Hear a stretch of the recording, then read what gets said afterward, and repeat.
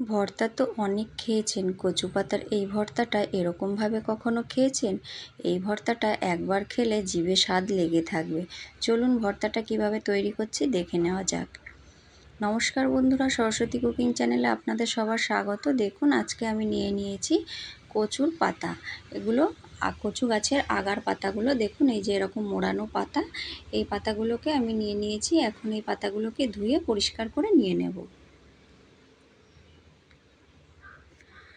তো দেখুন পাতাগুলোকে ধুয়ে আমি পরিষ্কার করে নিয়ে চলে এসেছি। এবার এই পাতাগুলোকে আমি একটা সাইডে সরিয়ে রেখে দেব। এখানে নিয়ে নিয়েছি একটা কড়াই। কড়াইয়ের ভিতর এবার পাতাগুলোকে আমি খুলে খুলে পাতাগুলোকে সাজিয়ে দেব। দেখুন ঠিক এরকমভাবে পাতাগুলোকে আমি সাজিয়ে নেব। একটার পর একটা দিয়ে পাতাগুলোকে আমি সুন্দর করে সাজিয়ে নেব।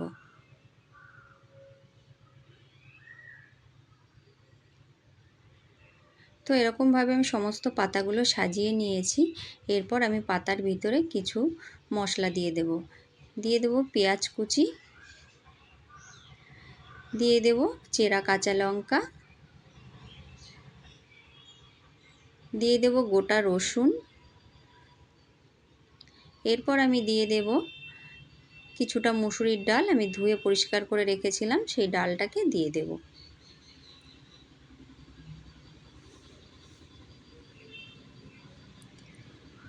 তো ডালটাকে দিয়ে আমি আবারও একটার পর একটা করে পাতা দিয়ে সুন্দর করে সাজিয়ে নেব। দিয়ে দিলাম অল্প একটু লবণ আর অল্প করে একটু হলুদ। লবণ হলুদটা দেওয়ার জন্য কিন্তু লবণটা দেওয়ার জন্য পাতাগুলো সুন্দরভাবে গলে যাবে, তার জন্যই কিন্তু লবণটা দিলাম, আর সামান্য একটু হলুদ দিলাম।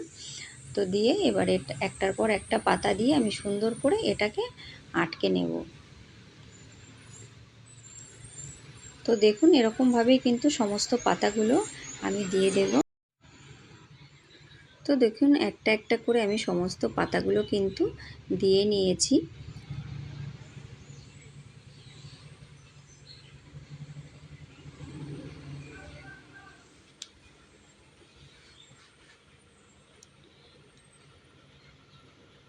এবার সাইডে যে পাতাগুলো বেরিয়ে আছে সেই পাতাগুলো কিন্তু আমি সাইড থেকে মুড়িয়ে মুড়িয়ে এরকম করে একদম মাঝখানটাতে নিয়ে নেব। নিয়ে এবার একটা ঢাকা দিয়ে আমি ঢেকে দেব। চলুন এবার রান্নার দিকে চলে যাই। উনানে কড়াইটাকে বসিয়ে দিয়েছি। এবার ঢাকাটাকে সরিয়ে আমি অল্প একটু জল দিয়ে দেব পাতাটাকে সেদ্ধ করার জন্য, আর ভেতরে যে ডালটা আছে সেই ডালটাও কিন্তু সুন্দরভাবে সেদ্ধ হয়ে যাবে। সেই জন্য অল্প একটু জল দিয়ে দিলাম। জলটা দিয়ে সুন্দর করে আমি সেদ্ধ করে নেব। তো ঢাকাটা আটকে আমি 5 থেকে 7 মিনিট এটাকে সেদ্ধ হতে দেব। তো দেখুন পাতাটা কিন্তু সেদ্ধ হয়ে গেছে। এবার এটাকে আমি ভালো করে মিশিয়ে নেব।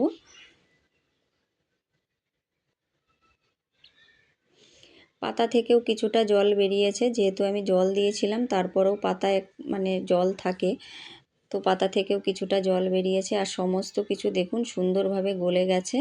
এবার আমি এই খুন্তিটার সাহায্যে ভালো করে মিশিয়ে নেব। বন্ধুরা এই ভর্তাটা খেতে কিন্তু অসম্ভব মজার হয়। অবশ্যই কিন্তু বাড়িতে একবার তৈরি করে খেয়ে দেখবেন। আর যারা গাল ধরার ভয়তে খান না, এই পাতায় কিন্তু একদম গাল ধরে না। এরকমভাবে রান্না করে খেয়ে দেখবেন, ভীষণই মজার হয়। তো দেখুন এরকমভাবে আমি সমস্ত পাতাগুলোকে নেড়েচেড়ে মিশিয়ে নেব।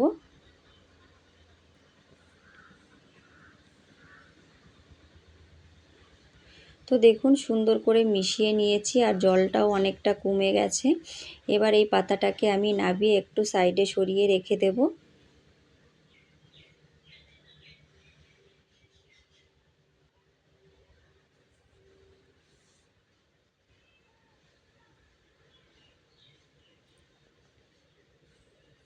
এরপর আমি উনানে ওই একই কড়াই বসিয়ে দিয়ে দেব অল্প একটু তেল। এবার তেলের ভিতর দিয়ে দেব আমি কুচিয়ে রাখা রসুন, দিয়ে দেব দুটো চেরা কাঁচা লঙ্কা, দিয়ে দেব কুচিয়ে রাখা পেঁয়াজ। তো সমস্ত কিছু দিয়ে আমি ভালো করে নেড়েচেড়ে এটাকে কিন্তু ভেজে নেব। এরপর দিয়ে দেব অল্প একটু টুকরো করা টমেটো। তো সমস্ত কিছু দিয়েই এই নেড়ে চেড়ে এটাকে ভাজা ভাজা করে নেব।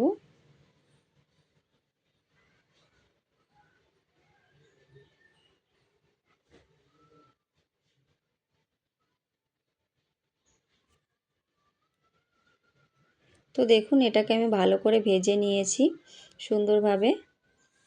টমেটোটাও কিন্তু সফট হয়ে গেছে। এরপর আমি এর ভিতরে যে পাতাটাকে নাবিয়ে রেখেছিলাম কচু পাতাটা সেটা দিয়ে দেব। তার আগে আমি দিয়ে দেব অল্প একটু হলুদ আর সামান্য একটু লবণ, যেহেতু আমি আগে লবণ দিয়েছি সেই জন্য কিন্তু স্বাদটা বুঝেই আমি লবণটা দেব। তো দিয়ে আমি মিশিয়ে নেব ভালো করে।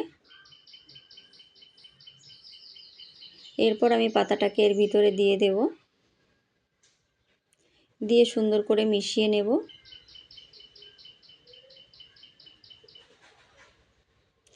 আর ভর্তাটা এতটাই সুন্দর হয় বন্ধুরা খেতে, আপনি যতটুকু ভাত খেতে পারেন তার থেকে এক মুঠো ভাত বেশি খেলেও খাবেন, এতটাই টেস্টি হয় এই ভর্তাটা। তো অবশ্যই কিন্তু বাড়িতে তৈরি করুন। এখন কিন্তু মানে চারিদিকে কচু পাতা কিন্তু ভীষণই সুন্দরভাবে হচ্ছে, মানে যেহেতু বর্ষার জল পেয়ে চারিদিকে শাকসবজি কিন্তু প্রচুর পরিমাণে হচ্ছে। তো দেখুন এই যে ভর্তাটাকে আমি আরও কিন্তু টানিয়ে নেব। এখন কিন্তু অনেকটাই নরম আছে, এটাকে কিন্তু ভালো করে টানিয়ে নিতে হবে, একদম যেন জল না থাকে, তাহলে কিন্তু টেস্টটা অনেক সুন্দর আসবে। তো দেখুন এই যে আমি টানিয়ে নিয়েছি আর নাবিয়েও নিয়েছি। তো দেখুন আমি ভর্তাটাকে তৈরি করে নিয়েছি। অবশ্যই একবার বাড়িতে এরকমভাবে তৈরি করুন, তৈরি করে খেয়ে দেখুন। আর রেসিপি ভালো লাগলে লাইক কমেন্ট শেয়ার করবেন, আর প্লিজ চ্যানেলটিকে সাবস্ক্রাইব